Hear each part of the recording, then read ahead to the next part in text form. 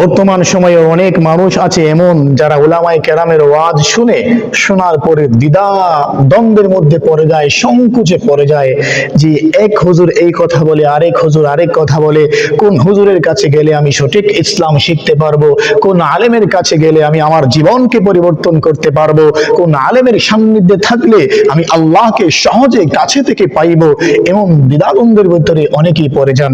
অনেকে এসে জিজ্ঞাসাও করেন কোন আলেমের কাছে গেলে ভালো হবে, কোন আলেমের কাছে গেলে আমি নিজেকে ভালো করে সংশোধন করতে পারবো, পরিবর্তন করতে পারবো। আমি আপনাদেরকে আজকে একজন আলেমের পরিচয় দেব। ওই আলেমের কাছে যদি আপনারা যান, ওই আলেমের সান্নিধ্যে যদি থাকতে পারেন, নিজেদের জীবনকে যদি পরিবর্তন করতে চান, তাহলে অবশ্যই সেই আলেমের কাছে গেলে জীবনকে সুন্দর করে পরিবর্তন করতে পারবেন, কাছে থেকে আল্লাহকে পেয়ে যাবেন সহজে।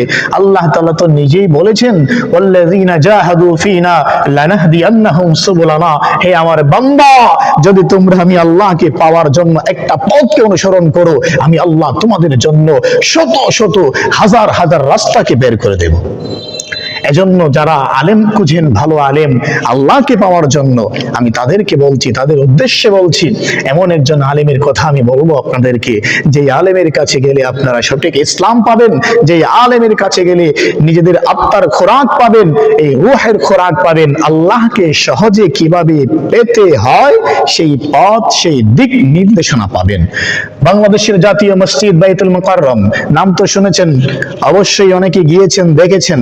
বাইতুল মুকাররমের বর্তমানে যিনি খতিব হয়েছেন, বাইতুল মুকাররম জাতীয় মসজিদের বর্তমানে যিনি খতিব, মুফতি আব্দুল মালিক হাফিজাহুল্লাহ তাআলা, মুফতি আব্দুল মালিক হাফিজাহুল্লাহ তাআলা, এই বিশাল এক ইলমের সাগর, বাহরুল উলুম, বিশাল এই ইলমের সাগর, আমলের সাগর, জ্ঞানের সাগর, আল্লাহ পাক সবকিছু বৈশিষ্ট্য দিয়ে আব্দুল মালিককে স্পেশাল করে পৃথিবীতে পাঠিয়েছেন, বানিয়েছেন।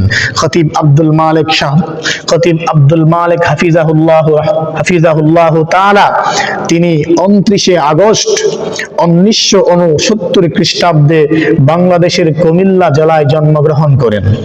তিনি প্রথমে নিজেদের অঞ্চলে, নিজেদের গ্রামে লেখাপড়া শেষ করে চলে যান দারুল উলুম দেওবন্দে, ভারতের দারুল উলুম দেওবন্দে। সেখানে গিয়ে তিনি মুফতি আব্দুর রশিদ নোমানী সাহেবের কাছে 3 বছর হাদিস শাস্ত্র নিয়ে গবেষণা করেন, সেখানে হাদিস শাস্ত্রের উপরে লেখাপড়া করেন। এরপরে তিনি চলে যান পাকিস্তানের করাচিতে, সেখানে গিয়ে তিনি পৃথিবী বিখ্যাত সবচেয়ে বড় আলেম, যিনি পাকিস্তানের সাবেক বিচারপতি জাস্টিস আল্লামা তাকি উসমানী হাফিজাহুল্লাহ তাআলা। তাকি উসমানী কেমন মানুষ জানেন? তাকি উসমানী কত বড় আল্লাহ ওয়ালা জানেন? তাকি উসমানী কত বড় ইলমের সাগর জানেন?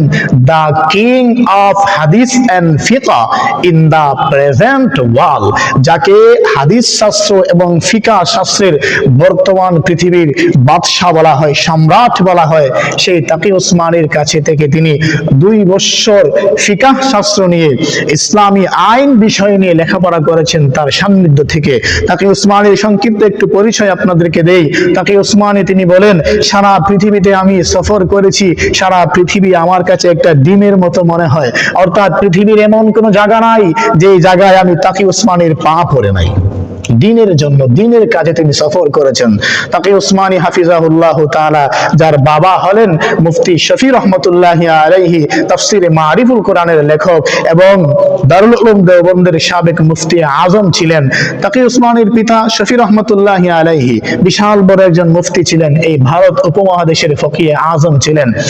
তাকি উসমানীর বাবার বংশ হযরতে উসমান রাদিয়াল্লাহু তাআলা আনহুর বংশের সাথে মিলিত হয়।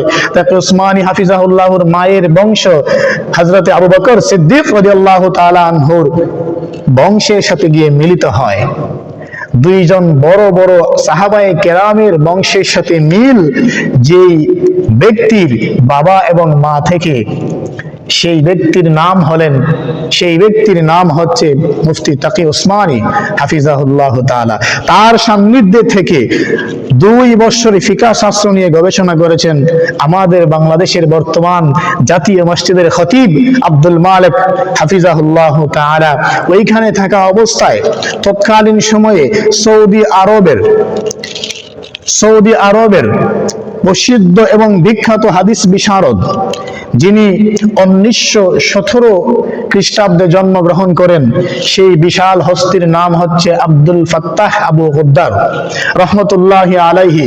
তিনি যখন বার্ধক্যে পৌঁছলেন, কিছুদিন পরে ইন্তেকাল হয়ে যাবে, এমন সময় যখন তিনি বুঝতে পারলেন যে আমার বয়স হয়েছে, আমি হয়তো আর বেশি দিন বাঁচব না, কিন্তু আমি যে ইলম অর্জন করেছি, আমি একজন ছাত্র বানায় যেতে চাই, আমার ইলমের একজন বাহক ধারক বানায় যেতে চাই, যে পরবর্তীতে আমার থেকে ইলম নিয়ে মানুষদেরকে নবী করিম সাল্লাল্লাহু আলাইহি ওয়াসাল্লামের বাণীগুলোকে মানুষ শোনাবে, আল্লাহ পাকের এই দ্বীন ইসলামকে মানুষের সামনে পেশ করবে।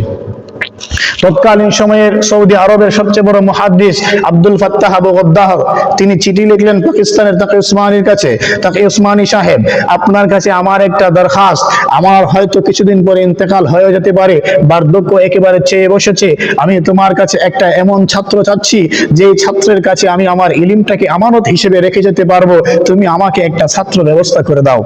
তাকি উসমানী হাফিজাহুল্লাহ তাআলা আব্দুল ফাত্তাহ আবু গদ্দার রহমতুল্লাহি আলাইহির চিঠি পেয়ে তিনি চিন্তা করলেন, উনি যেহেতু আমার কাছে চিঠি লিখেছেন তার কাছে ভালো একটা ছাত্র পাঠানোর জন্য, তাহলে এমন একজন ছাত্র পাঠাবো, অবশ্যই ওনার কথাকে যেন আমি রক্ষা করতে পারি, ওনার আশা আকাঙ্ক্ষা যেন আমি একটু হলেও পূরণ করতে পারি। তবে উসমানী হাফিজাহুল্লাহ তাআলা চিন্তা ভাবনা করে দেখলেন যে আমার কাছে যত ছাত্র এসে লেখাপড়া করেছে এবং বর্তমানে আছে, সবচাইতে মেধাবী এবং সবচাইতে আমলওয়ালা আখলাকওয়ালা ছাত্রের নাম হচ্ছে আমাদের বাংলাদেশের আব্দুল মালিক হাফিজাহুল্লাহ তাআলা।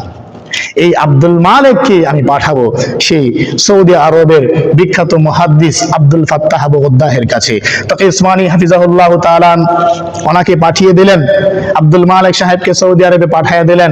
সৌদি আরবে গিয়ে আব্দুল ফাত্তাহ আবু গদ্দারের কাছে থেকে আমাদের বাংলাদেশের জাতীয় মসজিদের খতিব আব্দুল মালিক সাহেব হাফিজাহুল্লাহ তাআলা, তিনি ওইখানে 2 বছর 6 মাস, প্রায় 2.5 বছর আব্দুল ফাত্তাহ আবু গদ্দারের সাথে থেকে ওনার সাথে থেকে হাদিসের উপরে লেখাপড়া করেছেন, ফিকাহের উপরে লেখাপড়া করেছেন।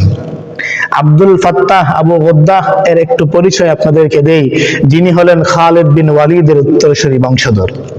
খালিদ বিন ওয়ালিদ এমন একজন সাহাবী ছিলেন, বীর পুরুষ ছিলেন, যার রণকৌশল বর্তমান পৃথিবীর আধুনিক সমর বাহিনী তারা তার রণকৌশলকে অবলম্বন করে ফলো করে করে তারা আজকে পৃথিবীর মধ্যে আধুনিক সমর বাহিনী হয়েছে। সমর অস্ত্র দিয়ে তাদের সমর কারখানাকে সাজিয়েছে, তাদের সেনাবাহিনী বলেন, তাদের যোদ্ধাদেরকে এমন প্রশিক্ষণ দিয়েছে, সেই কৌশলগুলো শিখেছে হযরতে খালিদ বিন ওয়ালিদের কাছ থেকে। সেই খালিদ বিন ওয়ালিদের বংশধর হলেন আব্দুল ফাত্তাহ আবু গদ্দার রাহমাতুল্লাহি আলাইহি। তো 2 জন সাহাবায়ে কেরামের বংশধর থেকে 2 জন বংশধরের কাছে তিনি লেখাপড়া করেছেন। এক তাকে উসমানী, যিনি উসমান রাদিয়াল্লাহু তাআলা আনহু বংশের, আর 2 হলেন আব্দুল ফাত্তাহ আবু গদ্দার, যিনি খালিদ বিন ওয়ালিদের বংশের। এই 2 ব্যক্তির কাছ থেকে ইলম অর্জন করে বাংলাদেশে এখন বর্তমানে যিনি খেদমতরত আছেন, আমাদের জাতীয় মসজিদ বাইতুল মুকাররমের ইমাম খতিবের দায়িত্বে আছেন আমাদের খতিব সাহেব হযরত আব্দুল মালিক হাফিজাহুল্লাহ তাআলা, তিনি হচ্ছেন এই ব্যক্তি। ওনার পরিচয় আমি আপনাদের কাছে দিলাম, আপনারা ওনার কাছে যাবেন, গিয়ে ইলম শিক্ষা করবেন, নিজেদেরকে পরিবর্তনের চেষ্টা করবেন, অবশ্যই আল্লাহ তাআলা আপনাদেরকে ওনার মাধ্যমে একটা সুপথ দেখিয়ে দেবেন, যেই পথ ধরে হাঁটলে আল্লাহ পাক আপনাদেরকে জান্নাত দিয়ে দেবেন। ওই দিন আমার এক মুসল্লি আমাকে বলতেছে যে আব্দুল মালিক যিনি বর্তমানে খতিব হয়েছেন, উনি কে, ওনাকে আপনি চিনেন? তখন আমি আশ্চর্য নিয়ে বললাম, এখন চিন্তা করতেছি ওনাকে আমি কিভাবে বোঝাবো, যদি বোঝাতে চাই উনি এত বড় মুহাদ্দিস, এত বড় মুফতি, এত বড় আলেম, উনি হয়তো বুঝবে না। আমি ওনাকে এক কথায় সংক্ষেপে বোঝানোর জন্য বলেছিলাম যে ভাই দেখেন, আব্দুল মালিক সাহেবের পরিচয়টা আপনি জানতে চান, তাহলে শুনুন আব্দুল মালিক সাহেব কে, উনি কত বড় আলেম, তার জ্ঞান কতটুকু আছে সেটা আমি আপনাকে বলবো না, তবে একটা কথা আমি আপনাকে বলি, আব্দুল মালিক সাহেব এত বড় আলেম, যদি এখন তিনি আমাকে বলেন, এখন তিনি যদি বলেন যে আমাকে একটা তোমার শরীরের চামড়া দিয়ে জুতা বানিয়ে দাও, আমি হাসি মুখে আমার শরীরের চামড়া দিয়ে আব্দুল মালিক সাহেবের জন্য জুতা বানিয়ে দেব। উনি যদি আমাকে বলেন আমাকে যদি বলেন আব্দুল মালিক সাহেব, আমি চাই তুমি আমার জন্য আমার জন্য সারা জীবনকে তুমি ক্ষয় করবা, ব্যয় করবা, আমি হাসি মুখে আমার সারাটা জীবনকে আব্দুল মালিক সাহেবের খাদেম হিসেবে কাটিয়ে দিতে রাজি আছি। বিন্দু পরিমাণ আমার ভিতরে সংকোচ থাকবে না, দ্বিধা থাকবে না। আব্দুল মালিক হলেন সেই ব্যক্তি যার জন্য আমার মতো হাজার হাজার উলামায়ে কেরামগণ হাসি মুখে জীবন দিতে, রক্ত দিতে প্রস্তুত আছেন। তিনি হলেন আব্দুল মালিক। সংক্ষেপে বুঝাই দেওয়ার চেষ্টা করলাম, বিস্তারিত বললে তার উনি বুঝবে না, এজন্য বলেছি আব্দুল মালিক কে। আপনাদেরকে আমি পরিচয়টা দিলাম। আব্দুল মালিক সাহেবের কাছে যাবেন, ওনার কাছে গিয়ে দেখবেন কত আদবওয়ালা মানুষ, কত মুত্তাকি পরহেজগার মানুষ। উনি 1998 সালে একটা বই লিখেছেন যা পৃথিবী বিখ্যাত, পৃথিবীর মধ্যে যার তুলনাই হয় না। আল মাদখাল ইলা উলুমিল হাদিস শরীফ নামে একটা বই তিনি লিখেছেন, কিতাব লিখেছেন হাদিস শাস্ত্রের উপরে। এই কিতাবটা সারা পৃথিবীর মধ্যে প্রসিদ্ধি লাভ করেছে। এই পৃথিবীর বিভিন্ন দেশের কওমি মাদ্রাসাগুলোতে এটা পাঠ্যপুস্তক বই হিসেবে স্বীকৃতি পেয়েছে। তিনি হলেন আব্দুল মালিক। আব্দুল মালিক এত বিনয়ী, এত বিনয়ী। আমি একটা ভিডিও দেখেছি, আপনাদের সাথে আমি শেয়ার করি। আব্দুল মালিক সাহেব এত বিনয়ী মানুষ, ওয়াজ করে স্টেজ থেকে নেমে যাচ্ছেন, এমন সময় মানুষেরা এসে ভিড় জমাইছে হাত মিলানোর জন্য, মুসাফা করার জন্য। মানুষ তো এমনটা করে, ভালো মানুষ আসলে, আল্লাহওয়ালা মানুষ আসলে একটু মুসাফা করতে চায়, তার থেকে একটু দোয়া নিতে চায়। আব্দুল মালিক সাহেব চিন্তা করলেন, এত মানুষ, সবার সাথে তো মুসাফা করা আমার সম্ভব হবে না। একজনের সাথে যদি মুসাফা করি আরেকজন বিরক্ত বোধ করবে, আমার সাথে হুজুর মুসাফা করলো না, আমিও তো হাতটা বাড়িয়ে দিয়েছিলাম। তাই আব্দুল মালিক সাহেব চিন্তা করলেন, কত সূক্ষ্ম বুদ্ধি ওনার, যে আমি কারোর সাথেই মুসাফা করব না। কিন্তু এই যে সবাই হাত বাড়িয়ে দিচ্ছে, সবার সাথে কারোর সাথে মুসাফা না করলে ওরাও তো কষ্ট পাবে, তাদের সাথে বেয়াদবি হয় কিনা। এজন্য আব্দুল মালিক সাহেব স্টেজ থেকে নামতেছেন কান ধরে, কান ধরে নামতেছেন আর বোঝাচ্ছেন, হে আমার প্রাণ প্রিয় মুসল্লিরা, হে আমার যুবক ভাইয়েরা, হে আমার সাদা দাড়িওয়ালা বৃদ্ধ বাবারা, তোমরা আমার সাথে মুসাফা করার জন্য হাত বাড়িয়ে দিয়েছো, মুসাফা করতে চাচ্ছ, কিন্তু আমি কয়জনের সাথে মুসাফা করব? সবার সাথে মুসাফা করা তো আমার সম্ভব না। আমি অপারগ হয়ে মুসাফা করতেছি না, কিন্তু তোমাদের মনে যেন কোনো কষ্ট না হয় আমার ব্যবহারের কারণে, আমি যে মুসাফা করি নাই, এজন্য আমি কান ধরে ক্ষমা চাচ্ছি, আমাকে মাফ করে দিও, তোমরা ক্ষমা চাচ্ছি, মাফ করে দিও। কেমন ছিলেন আব্দুল মালিক, কেমন তার আখলাক, কেমন তার ব্যবহার, কেমন মানুষ আল্লাহ তাআলা আব্দুল মালিক সাহেবকে বানিয়েছেন।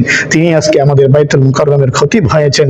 এক মসজিদ, এই মসজিদটা যোগ্য একজন ইমাম পেয়েছে, যোগ্য একজন খতিব পেয়েছে। আল্লাহ তাআলা আমাদের এই খতিব সাহেবকে যেন দীর্ঘ হায়াত বাড়িয়ে দেন।